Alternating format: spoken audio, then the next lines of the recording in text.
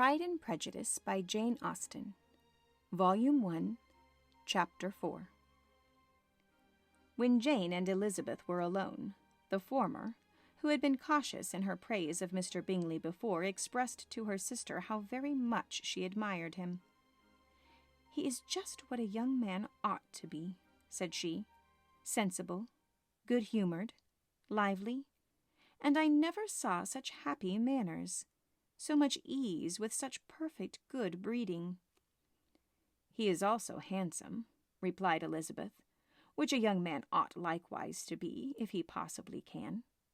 His character is thereby complete. I was very much flattered by his asking me to dance a second time. I did not expect such a compliment." "Did you not?" "I did, for you. But that is one great difference between us. Compliments always take you by surprise, and me never. What could be more natural than his asking you again? He could not help seeing that you were about 5 times as pretty as every other woman in the room. No thanks to his gallantry for that. Well, he certainly is very agreeable, and I give you leave to like him. You have liked many a stupider person." "Dear Lizzie." "Oh, you are a great deal too apt to know to like people in general. You never see a fault in anybody. All the world are good and agreeable in your eyes. I never heard you speak ill of a human being in my life." "I would wish not to be hasty in censoring anyone, but I always speak what I think." "I know you do, and it is that which makes the wonder. With your good sense, to be so honestly blind to the follies and nonsense of others. Affectation of candor is common enough. One meets it everywhere. But to be candid without ostentation or design, to take the good of everybody's character and make it still better and say nothing of the bad, belongs to you alone. And so, you like this man's sisters too, do you? Their manners are not equal to his." "Certainly not. At first. But they are very pleasing women when you converse with them. Miss Bingley is to live with her brother and keep his house, and I am much mistaken if we shall not find a very charming neighbor in her." Elizabeth listened in silence, but was not convinced. Their behavior at the assembly had not been calculated to please in general, and with more quickness of observation and less pliancy of temper than her sister, and with a judgment too unassailed by any attention to herself, she was very little disposed to approve them. They were, in fact, very fine ladies, not deficient in good humour when they were pleased, nor in the power of being agreeable where they chose it, but proud and conceited. They were rather handsome, had been educated in one of the first private seminaries in town, had a fortune of 20,000 pounds, were in the habit of spending more than they ought, and of associating with people of rank, and were therefore in every respect entitled to think well of themselves, and meanly of others. They were of a respectable family in the north of England, the circumstance more deeply impressed on their memories than that their brother's fortune and their own had been acquired by trade. Mr. Bingley inherited property to the amount of nearly 100,000 pounds from his father, who had intended to purchase an estate, but did not live to do it. Mr. Bingley intended it likewise, and sometimes made choice of his country.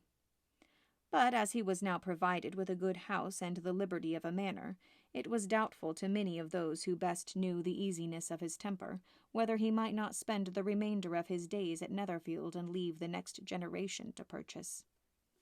His sisters were very anxious for his having an estate of his own, but though he was now established only as a tenant, Miss Bingley was by no means unwilling to preside at his table, nor was Mrs. Hurst, who had married a man of more fashion than fortune, less disposed to consider his house as her home when it suited her. Mr. Bingley had not been of age 2 years when he was tempted by an accidental recommendation to look at Netherfield House.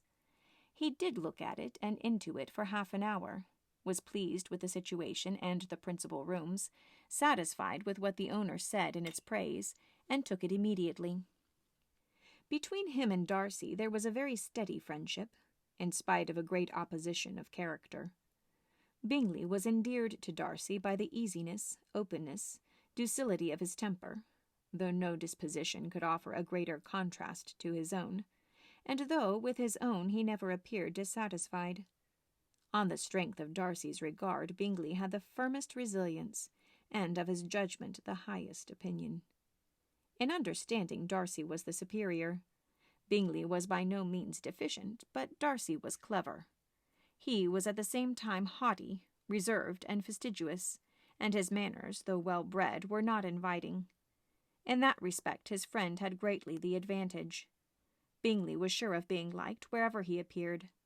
Darcy was continually giving offence. The manner in which they spoke of the Meryton assembly was sufficiently characteristic. Bingley had never met with pleasanter people or prettier girls in his life. Everybody had been most kind and attentive to him. There had been no formality, no stiffness. He had soon felt acquainted with all the room, and as to Miss Bennet, he could not conceive an angel more beautiful. Darcy, on the contrary, had seen a collection of people in whom there was little beauty and no fashion, for none of whom he had felt the slightest interest, and from none received either attention or pleasure. Miss Bennet he acknowledged to be pretty, but she smiled too much.